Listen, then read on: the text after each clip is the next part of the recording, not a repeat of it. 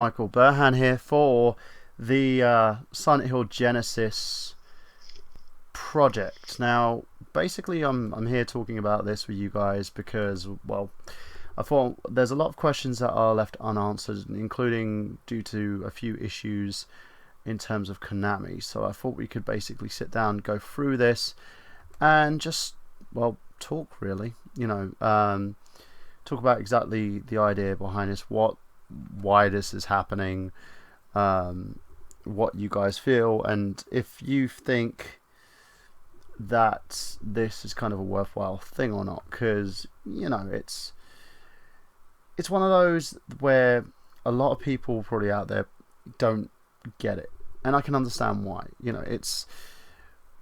It's something not many people would get, if that makes sense. Because if someone went to you and said, "Hey, I'm doing this today. I'm going to be doing basically a project for Konami," most of you would call them a freaking liar. So I'm trying to kind of quash that, if that makes sense, and explain to everyone what I'm doing and why I'm kind of doing this. And the reason being is more not because I'm, because I want to do a project. Because I know I'm an actor, director, writer, and producer myself. I do. A lot of you know me from the Nerd Genius YouTube channel that I currently have. But a lot of you don't know that I do other things as well on the, I wouldn't say on the side, so to speak. It's more something that I do, which is, this is my job. This is my passion, in a sense. And I do this because I love it. It's making films, directing in them, starring in them, as an actor, because I have a degree in drama and theatre. And it's my passion. This is my passion. And I want you to understand that this is something that I am passionate about. And a lot of people are being very naysay about it, oh, they're going to ruin this, it's going to die a horrible death, they don't know what they're doing. I think that's kind of not the truth in this situation. I can explain why. I've been a fan of Silent Hill since I was a kid, since I was the age of 19, going on kind of 20. I played this game, and it was a game that I enjoyed with my father, one of the many experiences that I've had as a gamer, and a lot of people tend to not understand that. It's, I can know as gamers yourselves, you've probably played a game or two. You've probably sat down and had that one special game that was between you and probably your father or mother or parental figure, basically the person who you love the most. And with me, I had a few. With my father, there was a few games, including Donkey Kong, the ColecoVision, Super Mario Brothers, and Silent Hill.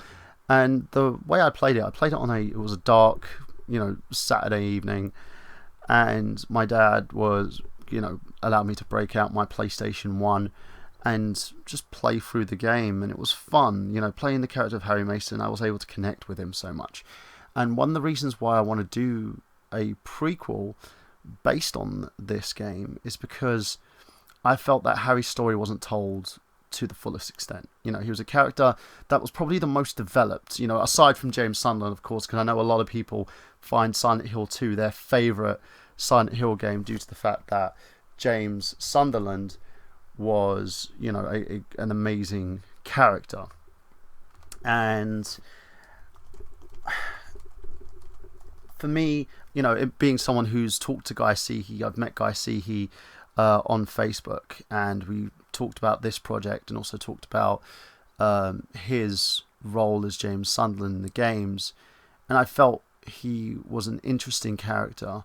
He was well developed, and Guy told me about his experiences, which, from an actor's perspective, You know, it's something that I felt kind of a kindred to. You know, as a Stanislavski taught actor, someone who understands that study, understands emotional memory and that development, proper true development of character, I totally get where Guy was coming from. You know, he was using personal experiences and emotion to kind of develop his character and develop James and make him into the lovable character that everyone sees him as.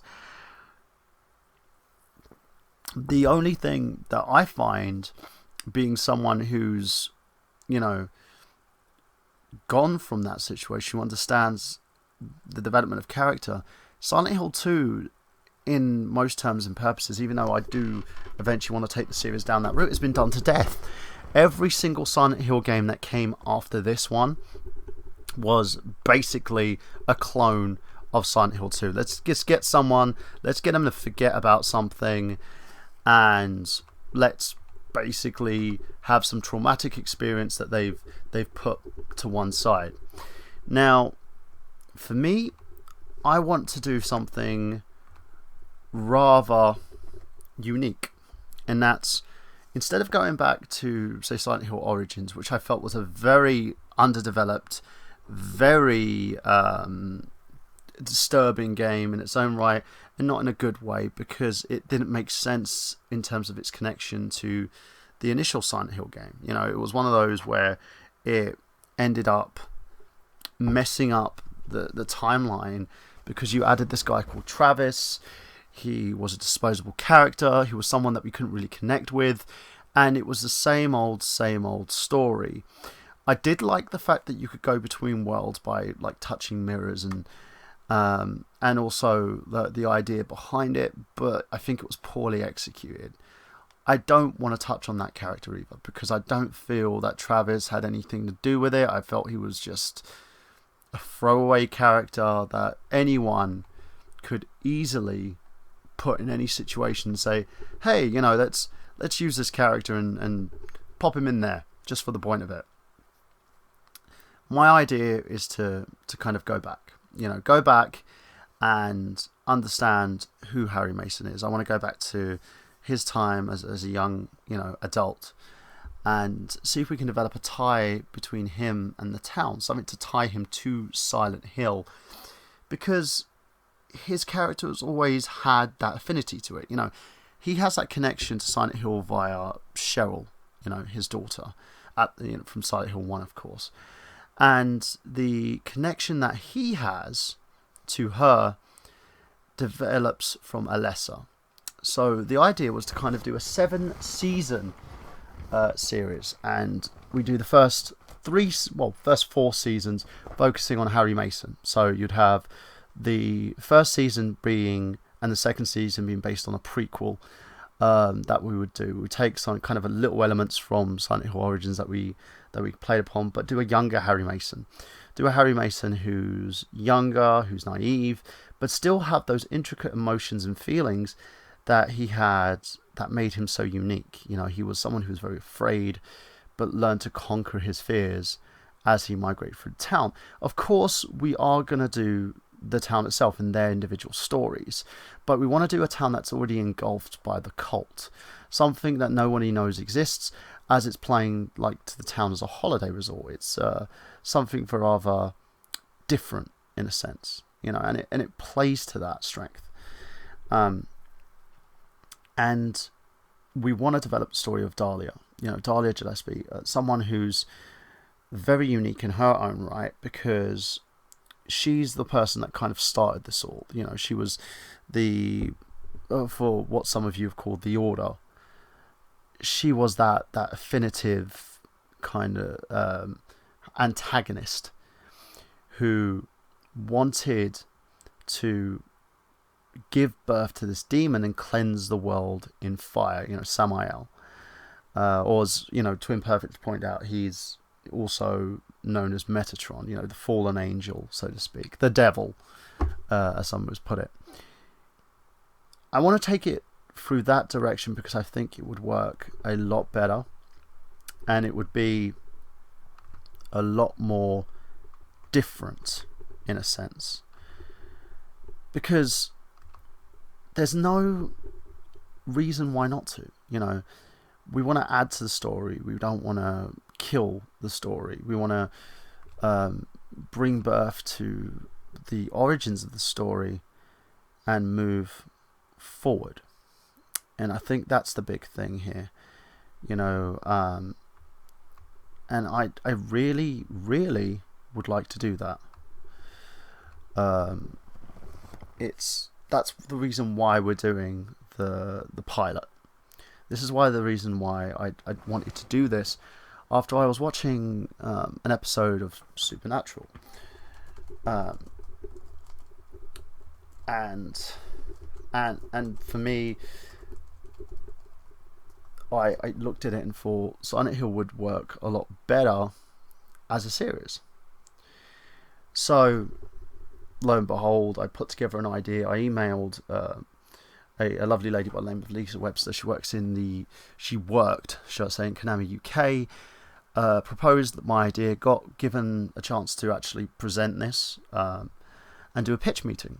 Now, for those who don't understand what a pitch meeting is when you present your ideas as a TV company, as a film company. If you're looking for investors or if you're looking for someone to kind of distribute the idea, you would present this to the people, in a sense, and you would go from there, and whatever company kind of backs you, you would then go to that kind of next stage. Now, for us, it was not to ask for like funding, in a sense. It was more to see if Konami would work with us on this idea, to kind of develop this proposal, develop this pilot, and go forward, And so they were up for it. They sent me an email afterwards saying, yeah, we can do this. We can do this idea, we can go for this idea, and we can move forward. But I was told that, I have to do this myself. This is, it has to be funded by myself, and not by basically anybody else. And the reason being is it's a big endeavor. And Konami themselves have invested a lot of time and money into the idea of developing Silent Hill into other properties, and it didn't work out. The Silent Hill movie, the closest one to it was the original Silent Hill movie, which was developed by Christoph Gans, who directed the pilot. And with that retrospect, in that sort of context, it kind of went in its own direction. He felt that he wanted, instead of Harry Mason, he wanted to do a character of a woman. With kind of the urging of Konami, he decided to put a character in called Christoph, and he kind of went the same direction, but in the sense made the cult all about witchcraft and had Alessa make a deal with the devil. And I felt that a lot of it wasn't true to the game's story, but it was true to the game's atmosphere. It did one thing right in terms of that, and a lot of people kind of liked it, and that's good in its own right. But then we had Revelations 3D, which was a complete and utter shitfest. And I'm not knocking these projects. I'm not knocking what anyone else does, because it's kind of the idea, the scope, the spectrum behind it. It takes a lot of work to develop something, and sometimes when you have studio interference or company interference, when people want to get into your project and say, hey, we want this done a certain way, you have to do it. The director's hands are tied, the producer's hands are tied. So I asked them to give me a shot at developing this pilot, to cast actors, well-known actors, in order to develop a plot line that would work, and an idea that we could bring to TV, because there was a lot of, there were a lot of companies developing TV shows, and there are a lot of companies that are looking for certain properties to develop into something that could be a long-lasting story, including franchises. And I don't think Silent Hill works as well as it should do as a film. it just wasn't made that way. It was made to be told as a story. So what we're looking at the moment is developing this pilot, making it, moving it to Kickstarter, and then go into the idea of shopping it to various networks. But that's with their, say so. We can't take it anywhere further than that. It's not. We're not allowed to. We're not allowed to at all past the pilot stage until they've viewed this. So we've got the working agreement, and that's the reason why we want to kind of develop it. It's always been a passion project of mine. The idea was kind of to develop these ties and to move forward. And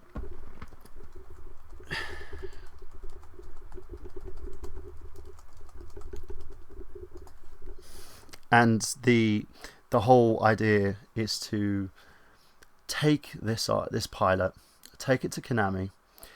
They will then give us the final say if they can release the license to this, and then move on from there. Because in order to get this pilot done, we're going to need you. We're going to need people. We're going to start an Indiegogo for this to kind of get the funds together so that we can make this pilot, which would allow us to move forward to the next stage. We've had the artwork done. I've got some great, I've built a team of writers myself, a gentleman by the name of Chris Dace, who works in his own company, Dace Technical Productions. He's working with me on the project, writing. Dan Ashley, Miguel Leon. We've got a person who's helping me do the final draft, Grace Davis. And I've looked to some very young, very talented actors who I've trusted and I've worked with, because I've worked as a director on all sorts of projects, including a project that I'm editing at the moment called Perspective, and a new project that I'm going to be producing for the Cannes Film Festival as well, and also a project that was entered the 48-hour film festival called What We Are. So I've had the experience. I've been in the film industry and TV industry for over a decade, so I know what I'm doing. And I've also been a gamer for my entire life. I'm not someone who's going to take this property and kill it. I'm not someone who's going to use it as a means for me to make like loads of money, or even some shady character who's using it as an excuse to kind of start some stupid Kickstarter. I'm doing this because I love it. I love Silent Hill. I love the story. I'm in favor that from the beginning to the end, from Silent Hill 1 to 3, are the aspects that I feel help and aid the story itself. So the way I've worked it in, I've got a 7-season idea, which I've pitched, which is from season 1 and 2 will concentrate on an origin story. Season 3 and 4 will concentrate on the first game. Season 5 and 6 will concentrate on the second game. And season 7, and maybe an 8th season, depending on how we bring the story out, we concentrate on the third game. And that's it. There will be no other 2 seasons after this. There'll be no more, not us trying to milk it and bring it, and keep going, even if it is extremely successful. And the reason being is I just want to tell a story, the story of Alessa. If you've read the novellas, you'd know that Alessa is a child in darkness. She's encapsulated in basically this cult, this life that she never wanted to be in. She was accused of being a witch by girls at school. Her story was taken from the character Carrie and adapted into this universe. And it's a girl who's got these abilities and these powers that she can't control, and she just wants to feel loved. Now, the beginning of Silent Hill 1, you have the other side to herself, Cheryl, who later becomes Cheryl Mason, of course, left on the side of the road. She brings it about, and in Silent Hill Origins, we learn how she does this, but it was never explained indefinitely about the reason why. And I always deal in context with who, what, where, when, and why in terms of stories. You know, who are your characters? Where are they situated? Why is this happening? When is this happening? And for Alessa, the why is, I believe, she wanted to give her other side, this good side to herself, a fighting chance to live a normal life, loved by family, loved by a father, loved by a mother. And so this is where this origin comes into place, because I want to build a relationship between her and Harry. Now, a relationship can be many things. You know, a relationship between partners can be sexual. A relationship between a man and a child can be father to daughter or uncle to niece or nephew. Do you know what I mean? It's a very organic thing. And I feel that if we could do a pilot that focuses on that kind of aspect of a relationship of this small child understanding that this guy is kind-hearted, he's a good man, he's in all intents and purposes someone that she could see as the father that she never had, then that would give meaning. It would fill that gap, that why, as to why this guy is a suitable person to raise Cheryl. And I want to develop that. But the only thing that we need to do is we've got to bring Harry to the town to begin with in a prequel. A lot of people are against it. And I've talked to people about this who've said that it's a bad idea because they felt that Harry's just a tool in the town. But he's not. He's a developed character. He's the protagonist of the first game. You play him. He is you. In all intents and purposes, you are learning his story. And you are understanding why he's so drawn to this little girl that he found on the road, and this daughter that he raised with his wife who dies, you know. And I felt that the relationship should be more. It should be there. We can understand the reason why he's so scared to lose her, you know, why he brought her back to that town in the first place. And we need to kind of develop that.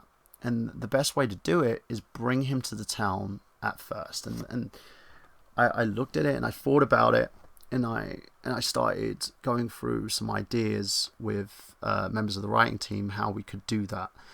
And the way that we could do that is by presenting this whole idea that, you know, he was there beforehand. His parents passed through the resort town.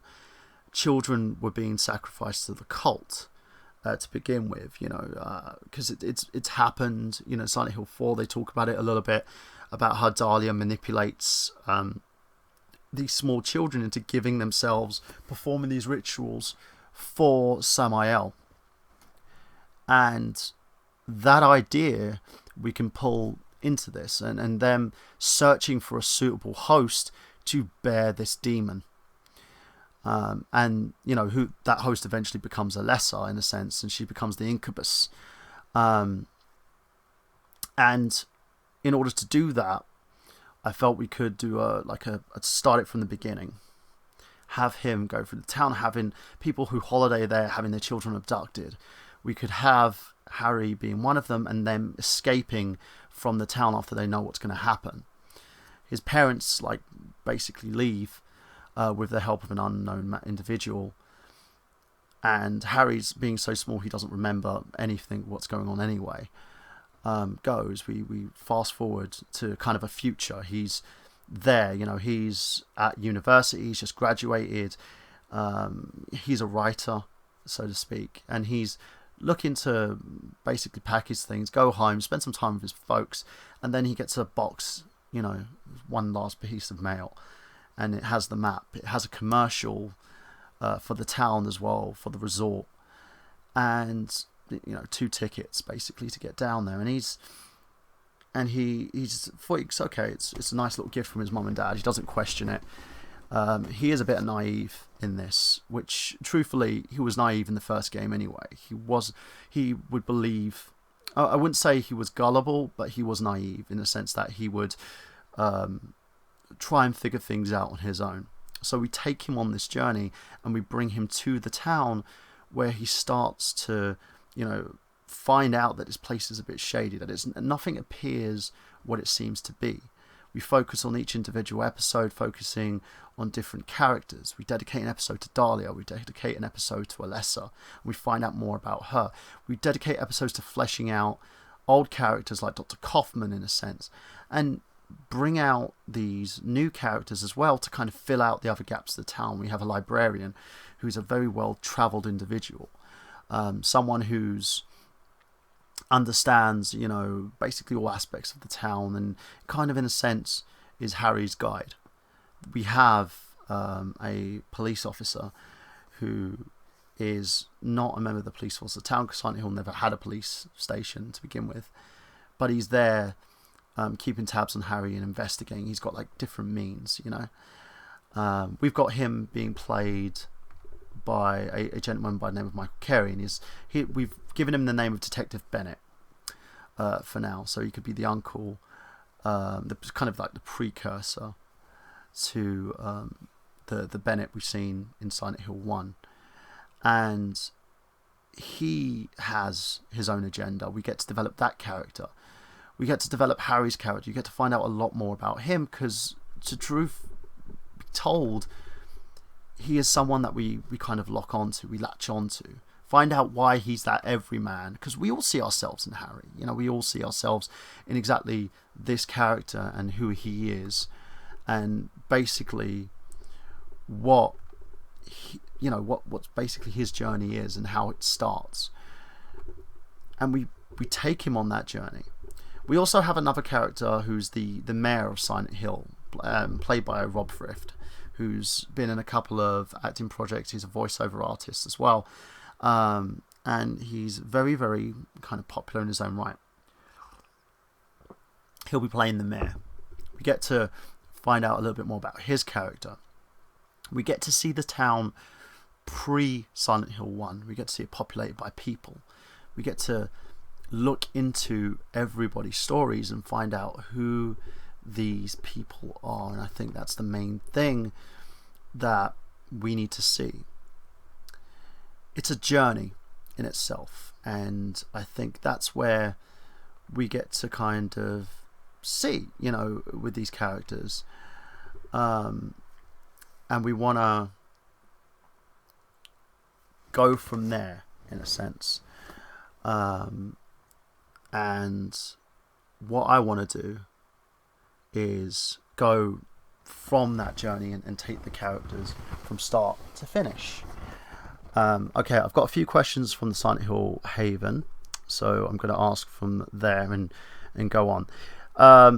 Tiffany Ashcroft, you're saying, is this a real thing? It is a real thing. We have been told that we have to get the funds.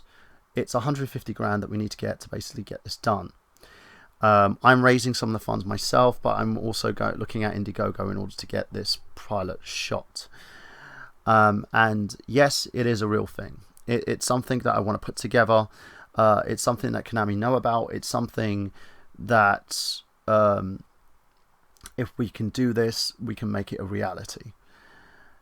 And we are a small company, and we are trying to make sure that we get this done. By the way, for you lovely people there, if you want, you can also ask questions in the YouTube chat. And I do apologize if I sound like I'm rambling. I'm just trying to talk about the way that we're developing these characters, and going from there in a sense. So I hope that answers your questions. But for me, the idea is we take this to Vancouver. I've talked to the Vancouver Film Council at the moment in terms of how we get this project up and how to kind of get it done. We're looking at focusing it on a town. We base it on Silent Hill, Maine. We are getting production staff, production assistants. I've looked at costs to funds ratio. I've looked at the amount we need for the actors, in order to make this seem authentic, and also to provide for extras and to develop the story. And we're going to need 150,000 in terms of funding, and it's so everyone can get paid. And this is not, I'm not looking for money for myself, and this is for everybody who's attached to the project, the actors, because the problem is, for those who don't know the industry very well, actors, writers, directors, people need to be paid. No one works for free. So in order to get this pilot done, I can guarantee people a paycheck. So, and if you want authentic, real actors, if you get people, the most people who do want to work for free are people looking for experience, and they're not the type of people that you want on a pilot, to tell you the truth. No offense to them. I do apologize to anybody who feels slated by that, but that's the truth. In order to get the equipment, in order to get this done and shot and produced, we have to get the funds that we needed to do this.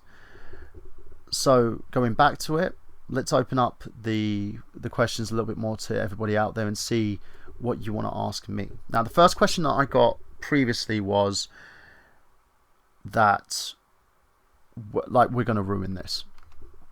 How do they know that we're not going to do the same thing that all the other film companies or the other game companies have done to Silent Hill? Well, the first is, and I've said this before, I'm a fan.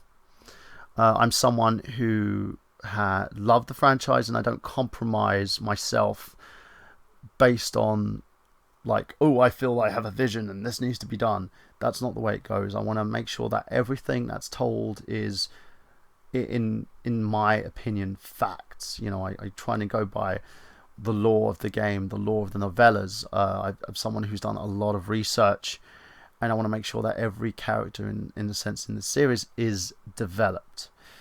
The second question I was asked was, do I feel that now, due to the Konami situation and the fact that the company has delisted themselves from the New York Stock Exchange, will this have any legs? And I've talked to them about this a little bit.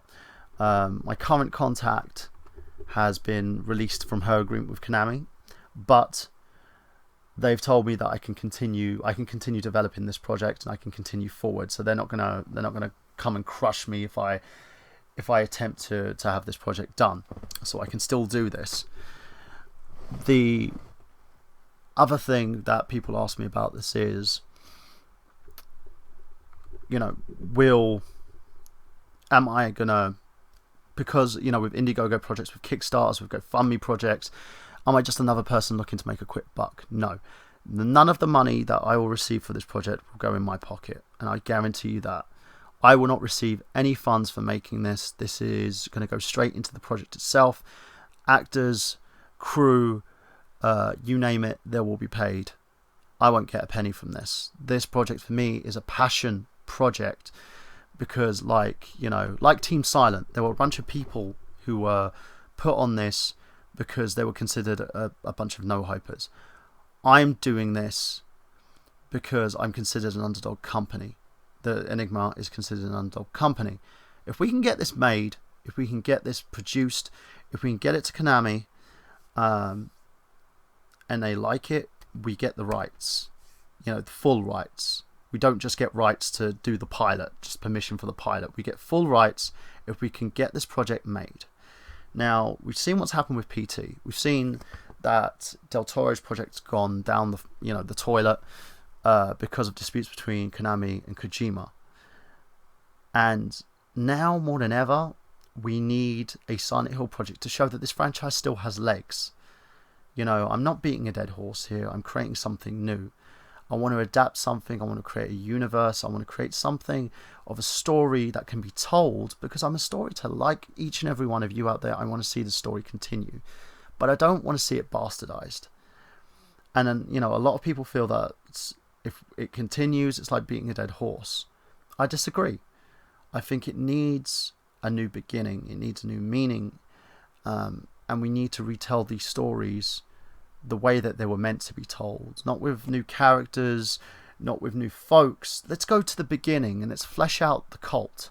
Let's flesh out Harry. Let's flesh out Alessa. Let's flesh out Dahlia. Let's flesh out all these townspeople that were affected by this. Let's go to the before and let's move on and continue the stories of the games and put something together for 8 seasons, I think we would have something amazing.